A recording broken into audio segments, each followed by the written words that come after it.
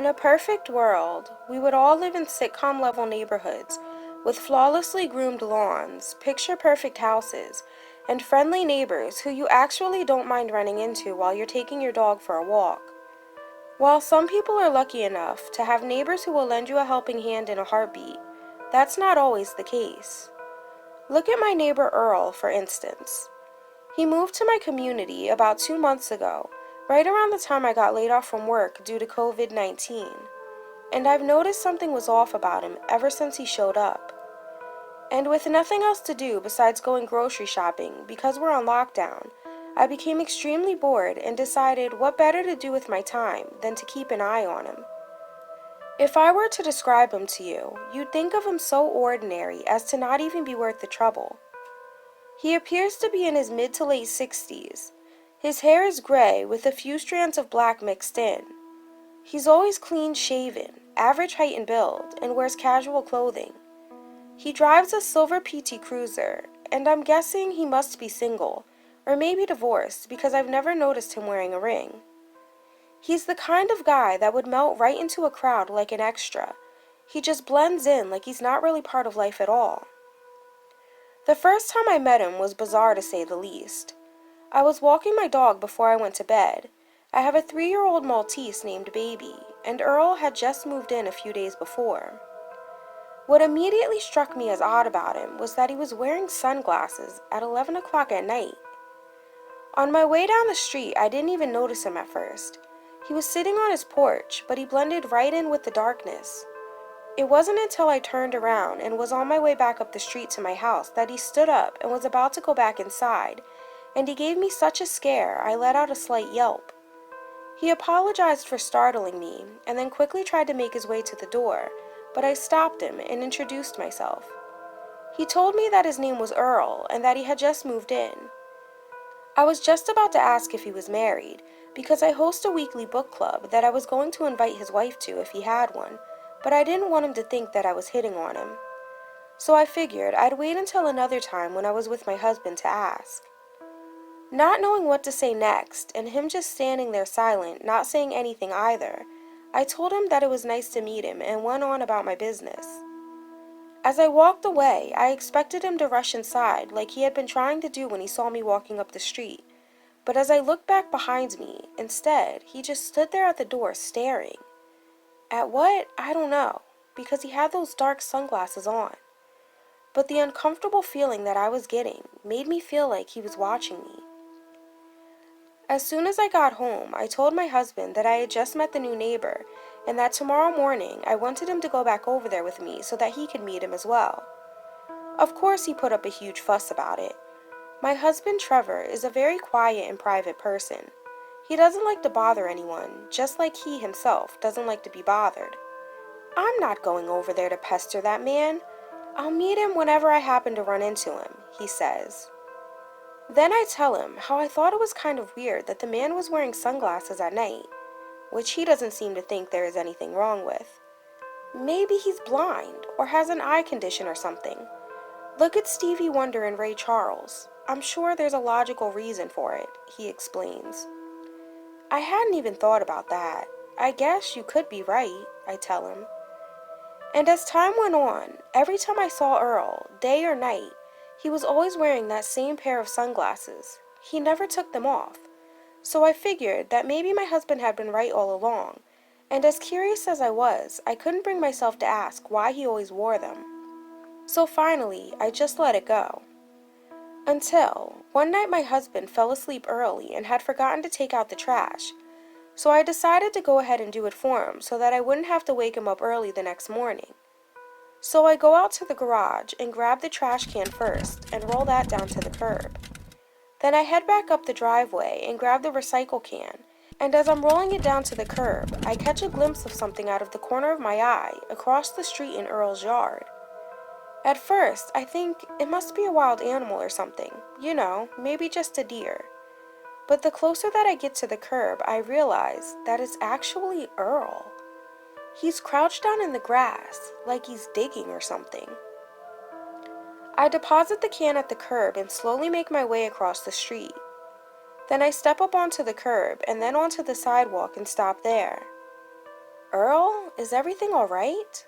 He leaps up, turns around surprised, and hurries to hide whatever he's holding in his hands behind his back. I don't know how I managed to startle him. He must have heard me dragging the trash cans down to the curb. But as he begins to answer me, I'm not even paying attention to anything that he's saying, because the first thing I immediately notice is that he's not wearing his sunglasses. And then the second thing I notice is that he's obviously not blind, and it doesn't seem like he has any type of eye condition either, like my husband had suggested. His eyes were a mossy green color, and they twinkled in the moonlight with a sharp gleam like that of a tiger stalking its prey. Even though his eyes looked pretty normal to me, there was still something about his cold, calculated glare and the way that he was staring right at me that paralyzed me with fear.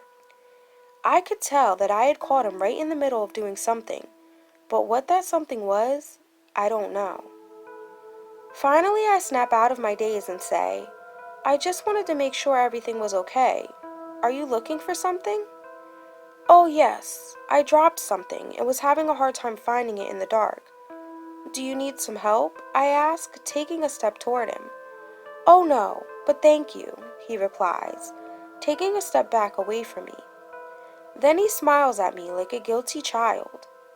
I say goodnight and start heading back across the street to my house. Just as I reach the driveway, I turn around and see that he's still watching me. But once he realizes I've noticed him, he quickly looks away and pretends to be brushing some dirt from his clothes. Then a moment later, he looks back up and waves at me before turning and heading into his house. I still think about that run-in every once in a while and wonder what he was doing out there. He was acting so weird. I know he had to be up to something. Of course, the next morning, I told my husband that he was wrong, that Earl wasn't blind and he didn't have any eye conditions either. What does it matter why the man wears sunglasses? Maybe he just likes to wear them. Stop worrying about it so much. You're starting to become a pain in my ass. So I didn't pester my husband any more about Earl for a few weeks, even though his behavior continued to strike me as odd. He started staying in the house all day long. He'd only come outside at night, even to cut his grass. He wouldn't do it until 9 o'clock in the evening. He was constantly having packages delivered to his house. Literally, every day he would get 2 or 3 of them. But he wouldn't open the door and retrieve them from the porch until it was dark outside. I'd catch him peeking out the blinds during the day sometimes, watching the other neighbors as we went about our regular daily routine. I asked my husband numerous times to go over there and check on him. He could be dead for all we know. Nobody's seen him in days, I tell him. Of course, I decided not to tell him that I'd actually been watching the man and knew very well that he was alive. I knew he'd be mad if he found out I was spying on him. And then just a week ago, he started leaving around midnight each night. I'm usually in bed at that time, and when I hear the sound of his garage door opening, I'll get up and peek outside, just as his PT Cruiser pulls out of the garage and drives away. Twice, he didn't return until around 3 a.m., and the other times, I'm not sure what time he got back because I fell asleep waiting for him to return. But both times that I was still up when he got home, I saw him park the car in the garage, and then right before the garage door closed, he opened his trunk and pulled something that appeared to be large and heavy out of it. I couldn't see exactly what it was because it was wrapped in a black tarp, but it gave me a really uneasy feeling when I saw him do that.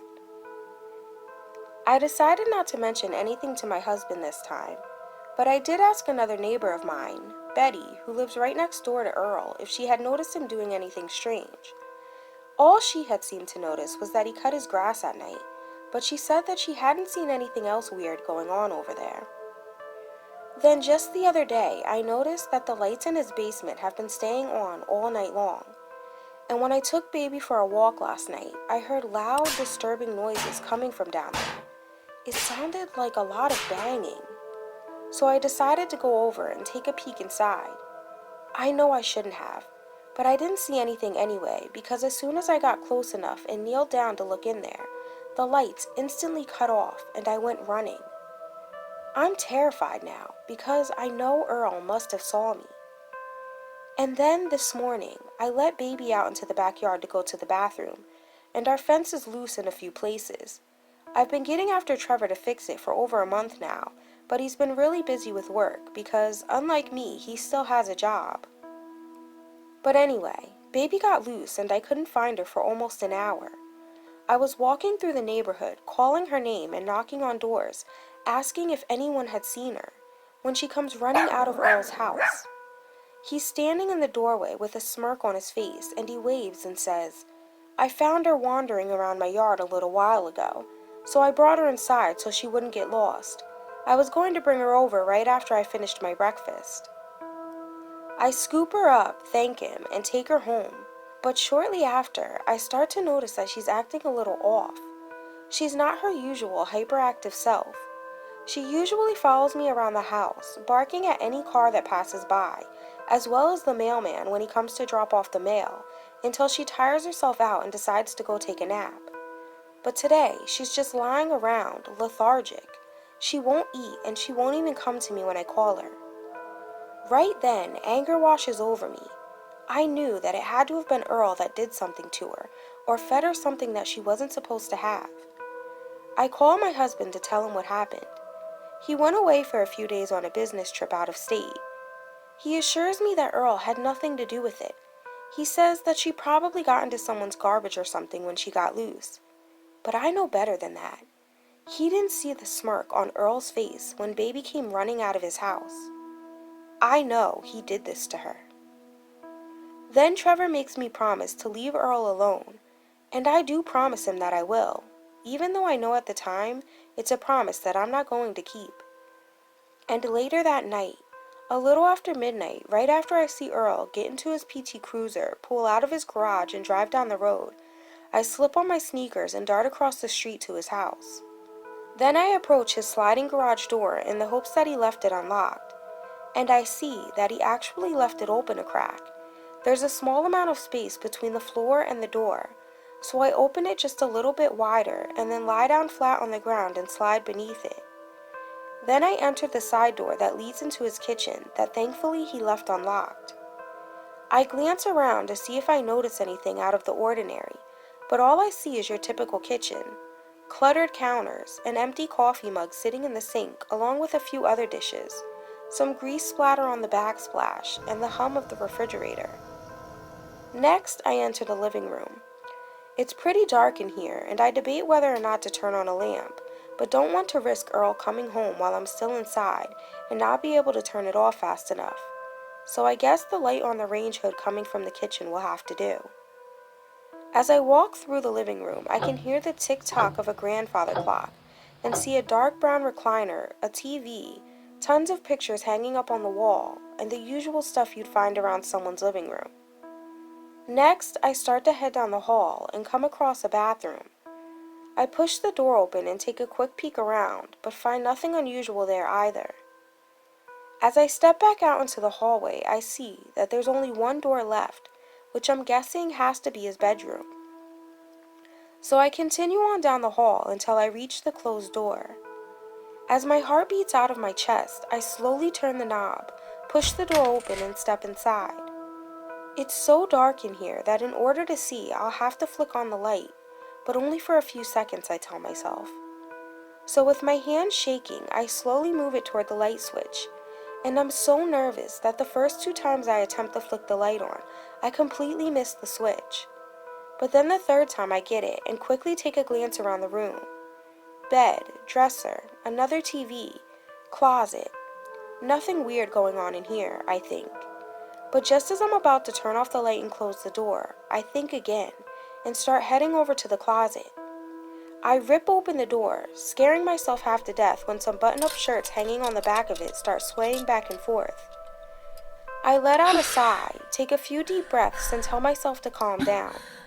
Then I close the closet door and quickly check beneath the bed, but find nothing under there besides dust balls. So I turn off the light and head back out into the hall, making sure to close his bedroom door behind me, just like he left it. As I'm making my way back down the hallway, I remind myself, the basement is the only place I have left to check. But the basement is also where I heard those strange sounds coming from, I think, as a shiver runs down my spine. Maybe I should just leave well enough alone. Maybe Trevor has been right all along and Earl is just a normal guy who seems a little strange. But then in the back of my mind, there's a little voice telling me, but maybe not. And I will never give it a rest until I know for sure, and that means I have to search every inch of this house. So as much as I don't want to, I decide that I have to go check it out. Before I head down to the basement, I take a quick peek out the living room blinds just to make sure that Earl isn't back yet. I don't think I'll have anything to worry about. It's only been about 20 minutes since he left, and he's usually gone for hours. So after I see that the street is completely empty, I walk back through the kitchen and then open the basement door and start walking downstairs. As I descend the steps into the basement, I can feel not only the dampness in the air, but also the chilliness on my skin as goosebumps start to sprout all up and down my arms. I hold my breath for a few seconds when a musty smell overwhelms my nostrils. I find a flashlight sitting on the bottom step, grab it and turn it on, then shine it around.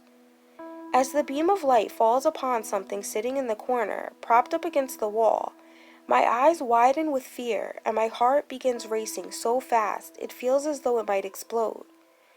Instantly I recognize that same black tarp from seeing Earl pull it out of his trunk on those 2 occasions, and it looks like it's wrapped around something. I slowly and cautiously approach it. The closer I get, the more it's beginning to resemble the shape of a human body. Beads of sweat start trickling down my face, neck, and back. My hand trembles as I reach out to grab it. I grip the tarp tightly, and just as I'm about to yank it off, I hear the garage door opening and then closing, and then a car door slams closed, and terror rushes through me when I realize that he's already back. "Shit," I whisper aloud, and I can hear the panic in my own voice. I start slowly backing away from the tarp and turn off the flashlight as I think, how in the hell am I supposed to get out of here now? He never leaves the house during the day, so that either means I'll have to find somewhere to hide until tomorrow night, or find a way to get the hell out of here now. Tomorrow morning, Trevor will be home from his business trip, and he'll be wondering where I am. But as I glance around the dark basement, I can see that the only way out is up the stairs and through the house. So I take a deep breath and quietly start tiptoeing up them, and when I reach the top step, I freeze and place my ear up against the door to listen. I can hear his footsteps as he walks from room to room, and I pray that I remembered to close all of the doors and that he hasn't noticed anything out of place, or then he's sure to come looking for me. When I hear him go back out into the garage, that's when I decide to make a run for it. I twist the knob and open the door, only slightly so that it doesn't creak this time, and then squeeze through the crack and go racing through the kitchen into the living room to the front door. As I'm trying to unlock all of the deadbolts, which there are like 5 of them, I hear him come back inside and close the door. I force my fingers to move as fast as they can, but it's not enough. I have only one left to unlock when I hear his voice behind me, causing chills to run up and down my veins. "What are you doing in my house?" he asks in a vicious tone. I give an audible gulp and then turn around to face him. He's not wearing his sunglasses, and as I stare into his eyes, the only thing I can think is that his gaze is that of a bloodthirsty murderer. I blurt out the first thing that comes to mind. Baby lost her collar, and I thought maybe it was over here since you found her this morning. I knocked, but you didn't answer, and your door was unlocked. And you decided to come." He pauses for a moment and looks down at his watch, then continues. "At 1 in the morning to look for it? And then you enter my home without my permission. You do realize that's trespassing, right?" I stand there in silence, not knowing what to say. Then after a few seconds pass by, he reaches out and grabs me tightly by my arm. The grip immediately tells me how strong he is. It's as tight as a vice grip. Then he shouts, "You're coming with me," and starts dragging me back into the kitchen. I'm so shocked at how strong he is. Me pulling and smacking at his hand, trying to get him off of me, does nothing to faze him. I'm terrified as all hell, screaming bloody murder as the only thought running through my mind is that tarp down in the basement that's covering up a dead body. Maybe that's why he's not married. He must have murdered his wife, I think to myself. And now he's going to kill me because I've discovered what he's really up to. I'll be the next one tied up in the basement with the tarp covering my body. As he pulls me past the stove, instantly I notice a pot sitting on top of one of the burners, and I reach out to try and grab it. I manage to snatch it by the handle and then swiftly turn my body and swing it through the air, making contact with the right side of his face. He screams out in pain and curls up into a ball on the kitchen floor as I continue to pummel him with it. He begs me to stop, calling me everything from a lunatic to a madwoman. But his words don't deter me. The only thing that does is when I hear police sirens outside, and then 2 officers come bursting through the front door. "Drop your weapon," they shout at me, referring to the pot that I'm still wielding in my hand. I let go of it and it falls to the floor with a bang. "Now what's going on here? We got a call from one of your neighbors about a break-in and a noise complaint, but this looks more like domestic violence to me," one of the officers says. I try to tell them what happened, but Earl leaps up and starts talking, not allowing me to get a word in, and then one of them places me in handcuffs. Earl tells them, "This woman is not my wife. She's crazy. She broke into my house while I was gone and then attacked me when I got home and tried to kill me." I interrupt. "No, please, you have to believe me. He buried something in his front yard. I saw him. Go ahead. Go dig it up and you'll see. And just today he poisoned my dog. And go search his basement. There's a dead body down there right now, covered up with a black tarp. Please, go. Go ahead and check it out," I beg them. As the cops turn to face Earl, he turns all red. I can't tell if it's a look of embarrassment or guilt. "Do you mind if we take a look in the basement?" "Sure, right this way," he replies, as he leads them to the basement door and then down the stairs. One of the officers guides me down there as well, so that I can point out exactly what I'm talking about. "There it is, right over there," I tell them, nodding my head in the direction of the tarp. Earl hesitantly approaches it and slowly begins to lift it. "Holy shit, that scared the hell out of me," one of the officers says, taking a step back as the other starts to laugh. A look of embarrassment floods Earl's face. "Well, you know, I'm an old man now, and I don't get the ladies like I used to. I picked this up from the adult store just the other night because I was feeling a little lonely." I'm just as shocked as the officers when I see the life-size playmate, otherwise known as a sex doll, lying beneath the tarp. "Why is it down here in this dark, gloomy basement? You switched the bodies, didn't you?" I accuse him. "I put it down here because I couldn't bring myself to use it, and I was already embarrassed enough just buying it in the first place. I didn't want to further embarrass myself trying to return it to the store, so I just threw it down here so that nobody would see it if they ever came over." The officers nod their heads at him like they understand, and then give me a look like I should be ashamed of myself for making them embarrass this old man. "But he was going to kill me. He grabs me, and then he started forcefully dragging me into his kitchen." "Will you calm down? I wasn't going to hurt you. I was bringing you to the kitchen because that's where my phone was, and I didn't want to let you out of my sight while I went to call the police." "No, he's lying. Ask him. Ask him about what he was burying in the front yard. Go ahead," I shout at the cops. "Do you mean when I lost my glasses and went looking for him?" "Okay, that's enough," one of the officers says, interrupting Earl. After that, they ask him if he would like to press charges, and he tells them yes, he would, as he holds his bloody head. As they put me in the squad car, an ambulance pulls up and takes Earl to the hospital, probably to get stitches. Then they haul me off to jail. Once I'm booked, I call my husband and explain to him what happened. He's just arrived home by then, and of course he's pissed. "Jesus Christ! What in the hell did you do, Savannah? I leave for a few days and you go and try to kill our neighbor? What is wrong with you?" "No, you don't understand. I might have been wrong about the body in the basement, but he tried to kill baby. He poisoned her." "Savannah, it wasn't his fault. I took baby for a walk today, and when she went to the bathroom, she shit out pieces of your Hello Kitty lanyard. You know, the one that you put your work keys on? I told you about leaving your stuff lying around on the floor.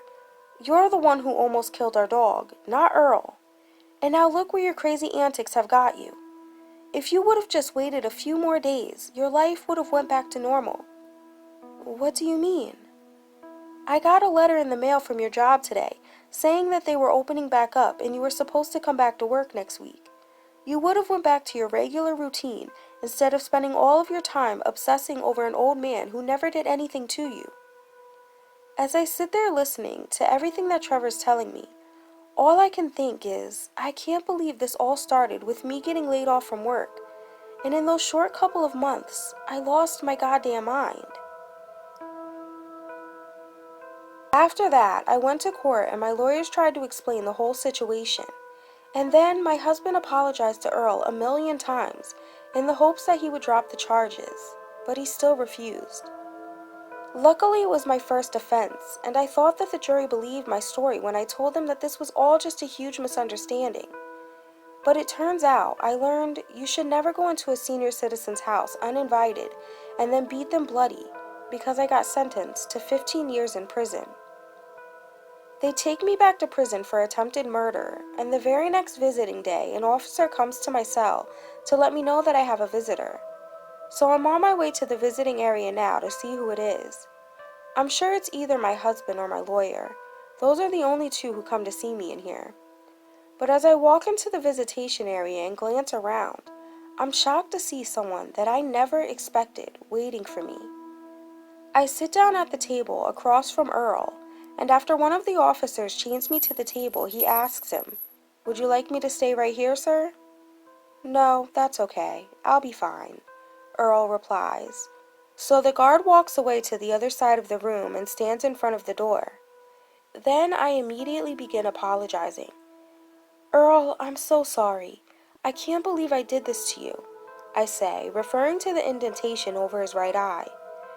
"I know that apologizing won't change anything, but I really just want you to know how truly sorry I am." I lower my head ashamed. "Savannah, I accept your apology, but—" He pauses and waits for me to look back up at him. When our eyes meet, he continues, "You know, the police never did dig up my front yard like you suggested. And you were right. I was actually burying something that night. Or should I say, someone." My eyes widen as he keeps going. But in the midst of all of this chaos, I had plenty of time to move it to another location, somewhere that I'm sure it will never be found. Ever since you saw me digging in the yard that night, I knew you were on to me, and I knew it was only a matter of time before you would come into my house trying to find something for yourself.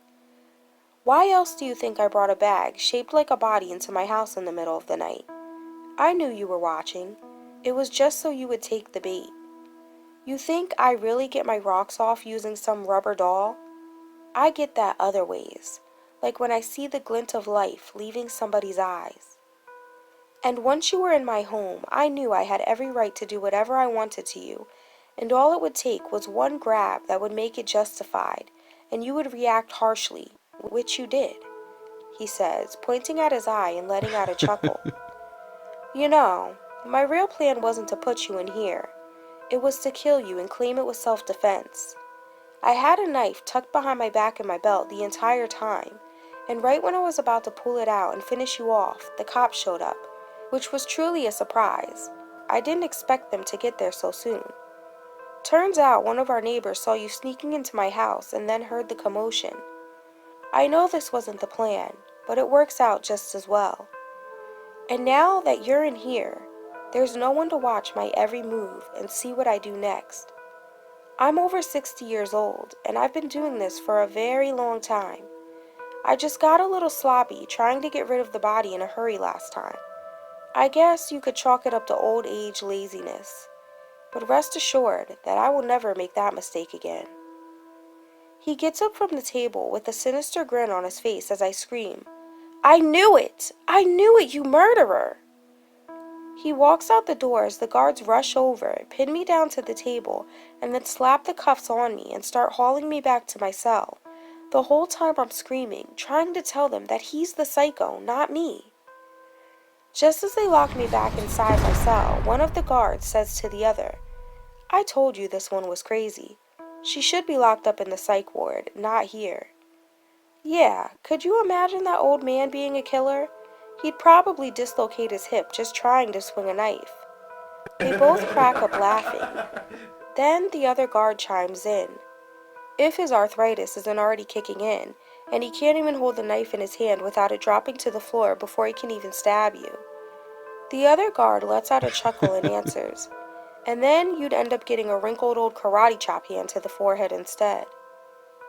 They continue joking and laughing as they walk down the corridor, and as they make light of my situation, all I can do is sit there thinking how I'm about to serve 15 years in here, and probably really end up losing my mind, while Earl is out there having people fooled, thinking he's just some defenseless old man, while really he's a cunning monster, just waiting for his next victim.